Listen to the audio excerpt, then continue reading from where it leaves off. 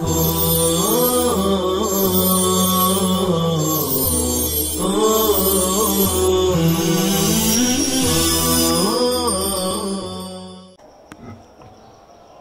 اللہ الرحمن الرحیم۔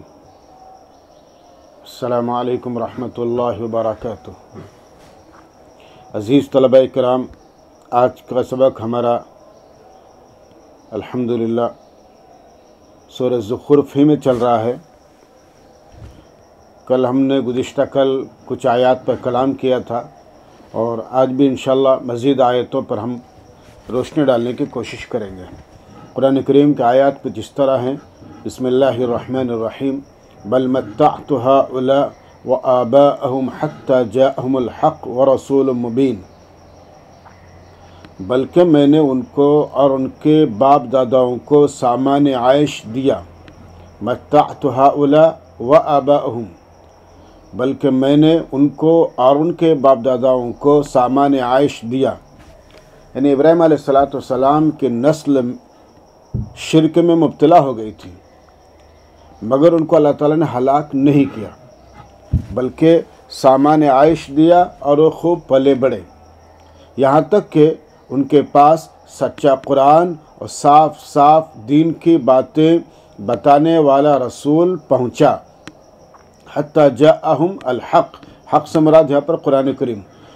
وہ رسول مبین، اور صاف باتیں کرنے والا رسول پہنچا۔ یعنی نبی پاک صلی اللہ علیہ وسلم کا مبارک زمانہ آیا اور قرآن کریم کا نزول شروع ہوا، اور جب ان کو یہ سچا قرآن پہنچا تو انہوں نے کہا وَلَمَّا جَاءَهُمُ الْحَقُّ قَالُوا هَذَا سِحْرٌ وَإِنَّا بِهِ كَافِرُونَ، اور جب ان کو یہ سچا قرآن پہنچا تو انہوں نے کہا یہ تو جادو ہے، هَذَا سِحْرٌ، یہ تو جادو ہے، اور ہم اس کو نہیں مانتے۔ قرآن کریم نے مشرکین کا جواب نہیں دیا، اس لیے کہ بچوں ہر مضحکہ بات اور غیر سنجیدہ بات کا جواب نہیں دیا جا سکتا، اور جاہلوں کو منہ لگانا مناسب بھی نہیں ہے۔ انہوں نے کہا کیوں نہیں اتارا گیا یہ قرآن دو بستیوں کے کسی بڑے آدمی پر، یہ ان کا اعتراض تھا۔ قالوا لولا نزل هذا القرآن على رجل من القريتين عظيم، کیوں نہیں اتارا گیا یہ قرآن دو بستیوں کے کسی بڑے آدمی پر، یعنی مکہ اور طائف کے کسی بڑے سردار پر اتارا جاتا تو ہم اس کو مان لیتے، یعنی سردار پر اتارتے تو مان لیتے۔ تو ظاہر بات ہے اس کے اندر ان کی ہٹ دھرمی اور ضد ہی سمجھ میں آ رہی ہے۔ کیا وہ اللہ کی رحمت سے مراد یہاں پر نبوت، کہ وہ اللہ کی رحمت کو بانٹ رہے ہیں؟ اہم یقسمون رحمت ربک، کہ وہ اللہ کی رحمت کو بانٹ رہے ہیں؟ نحن قسمنا بینہم معیشتہم فی الحیاۃ الدنیا ورفعنا بعضهم فوق بعض درجات لیتخذ بعضهم بعضا سخریا ورحمت ربک خیر مما یجمعون، ہم نے ان کے درمیان دنیاوی زندگی میں ان کی معاش بانٹی ہے جس میں ان کو کوئی دخل نہیں ہے، اور بعض کو بعض سے مراتب میں اونچا کیا ہے، اور بعض کو بعض سے مراتب میں اونچا کیا ہے۔ کیا فرمایا؟ رفعنا بعضهم فوق بعض درجات، اور بعض کو بعض سے مراتب میں اونچا کیا ہے تاکہ ان کے بعض سے کام لے، بعض سے کام لے، یعنی کسی کو بے شمار دولت دے دی ہے تو کسی کو کم دی ہے، کوئی بالکل تہی دست ہے تو کوئی درمیانی ہے، اور ہم نے یہ اس لیے رکھا ہے تاکہ ہر انسان کو ایک دوسرے سے ضرورت پڑتی رہے، ایک دوسرے کا محتاج ہوتا رہے۔ اگر سب کو ہی مالدار بنائیں گے تو مزدور کون رہیں گا، اور مزدور ہی سب کو بنائیں گے تو کس کا کام کریں گے، کس کے لیے کریں گے؟ اس لیے اللہ تعالیٰ نے تقسیم کیے، کوئی بہت مالدار، کوئی درمیانی، کوئی اور تنگ دست، کوئی بہت تنگ دست۔ یہ اللہ کا نظام ہے، اور اللہ اپنے نظام کے متعلق خوب جانتے ہیں۔ اور تیرے رب کی رحمت یعنی نبوت بہتر ہے اس سے جس کو وہ جمع کرتے ہیں، یعنی نبوت و رسالت کا شرف تو مال کے شرف سے بہت زیادہ ہے، اعلیٰ ترین ہے۔ تو جب اللہ تعالیٰ نے دنیا کی روزی ان کے تجویز پر نہیں بانٹی، ان کے کہنے پر نہیں بانٹی، تو نبوت جیسی عظیم ترین چیز اللہ تعالیٰ ان کے منشا کے مطابق کیسے دے سکتے ہیں؟ اس کے بعد پھر اللہ تعالیٰ فرما رہے ہیں وَلَوْلَا أَن يَكُونَ النَّاسُ أُمَّةً وَاحِدَةً لَجَعَلْنَا لِمَن يَكْفُرُ بِالرَّحْمَنِ لِبُيُوتِهِمْ سُقُفًا مِّن فِضَّةٍ وَمَعَارِجَ عَلَيْهَا يَظْهَرُونَ وَلِبُيُوتِهِمْ أَبْوَابًا وَسُرُرًا عَلَيْهَا يَتَّكِئُونَ وَزُخْرُفًا وَإِن كُلُّ ذَلِكَ لَمَّا مَتَاعُ الْحَيَاةِ الدُّنْيَا والآخرة عند ربك للمتقین۔ اور اگر یہ اندیشہ نہ ہوتا کہ لوگ ایک ہی طریقے پر چل پڑیں گے، کہ لوگ ایک ہی طریقے پر امت واحدہ معنی ای علی طریقۃ واحدہ، ایک ہی طریقے پر چل پڑیں گے، یعنی سب کفر کا راستہ لے لیں گے،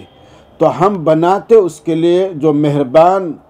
اللہ کا انکار کرتا، تو ہم بناتے اس کے لیے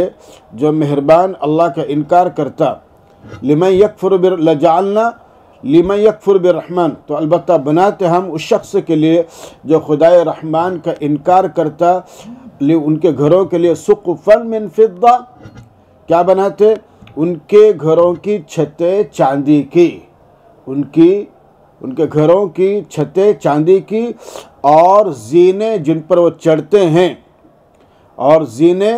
ومعارج علیہا یظہرون معنی یصعدون، جس پہ وہ چڑھتے ہیں، اور زینے جن پہ وہ چڑھتے ہیں، اور ان کے گھروں کے کواڑ، وَلِبُيُوتِهِمْ أَبْوَابًا وَسُرُرًا، اور ان کے گھر کے کواڑ اور تخت جن پر وہ ٹیک لگا کر بیٹھتے ہیں، علیہا یتکئون، جس پر وہ ٹیک لگا کر بیٹھتے ہیں، اور سونے کے، وزخرفا، اور سونے کے، یعنی کسی کی یہ چیزیں چاندی کے ہوتی ہیں، کسی کی سونے کی ہوتی ہیں، ہم یہ سب کو کر دیتے ہیں اگر ہم ان کی طرف سے انکار نہیں پاتے، اور یہ سب چیزیں صرف دنیاوی زندگی کا چند روزہ سامان ہے۔ وَإِن كُلُّ ذَلِكَ لَمَّا، یہاں پر لمّا اللہ کے معنی میں، لمّا یہاں پر نفی کے معنی میں ہے، وَإِن كُلُّ ذَلِكَ لَمَّا مَتَاعُ الْحَيَاةِ الدُّنْيَا، اور یہ تمام چیزیں نہیں ہیں مگر، یہ تمام چیزیں نہیں ہیں مگر، گویا کہ لمحہ یہاں پر ان جو شروع میں ان شرطیں آ رہا ہے اس کے جواب کے اندر ہے، اور یہ سب چیزیں صرف دنیاوی زندگی کا چند روزہ سامان ہے، اور باقی سب ختم ہونے والا ہے، ویران ہونے والا ہے، اور آخرت تیرے پروردگار کے پاس خدا ترسوں کے لیے ہے۔ والآخرۃ عند ربک للمتقین، اور آخرت تیرے پروردگار کے پاس خدا ترسوں کے لیے ہے، پرہیزگاروں کے لیے ہے، اللہ سے ڈرنے والوں کے لیے، اور پھر جہنم کے لیے دہکتی آگ ہے۔ اس کے بعد اللہ تعالیٰ فرماتے ہیں وَمَنْ يَعْشُ عَنْ ذِكْرِ الرَّحْمَنِ نُقَيِّضْ لَهُ شَيْطَانًا فَهُوَ لَهُ قَرِينٌ وَإِنَّهُمْ لَيَصُدُّونَهُمْ عَنِ السَّبِيلِ وَيَحْسَبُونَ أَنَّهُمْ مُهْتَدُونَ، اور جو شخص اللہ تعالیٰ کی نصیحت ان قرآن سے، اللہ تعالیٰ کی نصیحت ان قرآن سے صرف نظر کرتا ہے، صرف نظر کرتا ہے، اعراض کرتا ہے، ہم اس پر ایک شیطان مسلط کر دیتے ہیں، نقید لہو شیطانن، ہم اس پر ایک شیطان مسلط کر دیتے ہیں، بس وہ شیطان ہر وقت اس کے ساتھ میں رہتا ہے، فہو لہو قرین، اور وہ شیاطین ان کو رائے حق سے روکتے رہتے ہیں، وَإِنَّهُمْ لَيَصُدُّونَ، صد عن کے معنی کسی سے روکنا، اور وہ شیاطین ان کو رائے حق سے روکتے رہتے ہیں، اور وہ لوگ خیال کرتے ہیں کہ وہ راہ راست پر ہیں، اور وہ یحسبون، گمان کرتے، خیال کرتے کہ ہم صحیح راستے پر ہیں، حالانکہ وہ صحیح راستے پر نہیں ہیں۔ حتی اذا جاءنا قال یا لیت بینی وبینک بعد المشرقین فبئس القرین وَلَن يَنفَعَكُمُ الْيَوْمَ إِذ ظَلَمْتُمْ أَنَّكُمْ فِي الْعَذَابِ مُشْتَرِكُونَ۔ اللہ تعالیٰ فرماتے ہیں کہ دیکھیے کہ بئس جو ہے، فبئس القرین، بئس یہ مخصوص بالضم کے لیے ہے، اور لَيَنفَعَكُمْ، لَيَنفَعَكُمْ میں فاعل ہوا ہے، ضمیر مستتر کا مرجع قرین، یعنی حمزاد یعنی روایت شیطان، انکم جملہ تعلیلیہ، لام اجلیہ محذوفہ، ای لئنکم، اور اسی جملے کے قرین سے ہوا کا مرجع قرین بتایا ہے۔ اما ان شرطیہ کا ان شرطیہ ما کا زائدہ میں ادغام کیا گیا۔ وسأل سأل یسأل پوچھنا سوال کرنا۔ قرآن کریم کے آیات ہیں حتی اذا جاءنا قال یا لیت بینی و بینک بعد المشرقین فبئس القرین، یہاں تک کہ جب وہ یعنی قرآن سے اعراض کرنے والا قرآن سے اعراض کرنے والا یہاں تک کہ جب وہ ہمارے پاس آئے گا یعنی اپنے برے ساتھی سے، تو اپنے برے ساتھی سے کہیں گا اے کاش میرے اور تیرے درمیان مشرق اور مغرب کی دوری ہوتی، بے شک میرے اور تیرے درمیان مشرق اور مغرب کی دوری ہوتی، پس تو بہت برا ساتھی، فبئس القرین تو بہت برا ساتھی ہے، اور ہرگز نفع نہیں پہنچائیں گا وہ یعنی برا ساتھی، ہرگز نفع نہیں پہنچائیں گا وہ یعنی برا ساتھی تم کو آج قیامت کے دن۔ ظاہر ہے قیامت کے دن کوئی کسی کو نفع نہیں پہنچائے گا جبکہ تم نے شرک کیا، اذ ظلمتم انکم فی العذاب مشترکون، کیونکہ تم سب عذاب میں اکٹھا ہو، وہ ہے کہ دنیا میں تم نے معبودان باطلہ اور مورتیوں کی اور اللہ کے علاوہ کی پوجا کی اور آج جھگڑ رہے ہو، تو اس کا کوئی انجام نہیں ہے۔ افانت تسمع الصم او تهدی العمی ومن کان فی ضلال مبین، پس کیا آپ بہروں کو سنا سکتے ہیں؟ ظاہر باتیں نہیں سنا سکتے۔ کیا آپ بہروں کو سنا سکتے ہیں یا اندھوں کو راہ دکھا سکتے ہیں؟ او تهدی العمی، یا اندھوں کو راہ دکھا سکتے ہیں؟ یہ سوالی انداز ہے۔ اور ان کو جو کھلی گمراہی میں ہیں، ومن کان فی ضلال مبین، اور ان کو جو کھلی گمراہی میں ہیں۔ دیکھیے عذاب وقت پر آئے گا، پیغمبر کے سامنے آنا ضروری نہیں ہے، نہ عذاب کا پیغمبر کے سامنے آنا ضروری نہیں ہے، اللہ جب عذاب دینا چاہیں۔ یہاں پر انہوں نے چھوٹا سا سوال کیا ہے، اس کا جواب بھی ہے کہ جب مکہ والے قرآن کریم سنتے ہی نہیں اور ماننے کے لیے تیار ہی نہیں، تو ان کو عذاب بھیج کر نپٹا کیوں نہیں دیا جاتا؟ سوال یہ ہے کہ جب مکہ والے قرآن کریم سنتے ہی نہیں اور ماننے کے لیے تیار ہی نہیں ہیں، تو پھر عذاب بھیج کر ان کو نپٹا کیوں نہیں دیا جاتا؟ تو حضرت مفتی صاحب رحمۃ اللہ علیہ نے جواب دیا ہے، مفتی سعید صاحب پالنپوری رحمۃ اللہ علیہ نے، کہ دیکھیے عذاب اپنے وقت پر آئے گا، عذاب اپنے وقت پر آئے گا، آپ کی وفات کے بعد آئے تب اور آپ کے سامنے آئے تب، بہرحال وہ اللہ کے قابو سے باہر نہیں ہیں۔ یعنی یہ مشرکین مکہ والے حضور پاک صلی اللہ علیہ وسلم کی موجودگی میں اور آپ کے وفات فرما جانے کے بعد دونوں حالتوں میں یہ اللہ کی نگاہ سے اوجھل نہیں ہیں، اللہ ان کو سزا دے گا، وقت پر ان کو سزا ضرور ملیں گی۔ پیغمبر علیہ الصلوۃ والسلام کی حیات میں عذاب آنا ضروری نہیں ہے، اللہ جب چاہے دیں گے۔ فَإِمَّا نَذْهَبَنَّ بِكَ فَإِنَّا مِنْهُمْ مُنْتَقِمُونَ أَوْ نُرِيَنَّكَ الَّذِي وَعَدْنَاهُمْ فَإِنَّا عَلَيْهِمْ مُقْتَدِرُونَ، پس اگر ہم آپ کو دنیا سے اٹھا لیں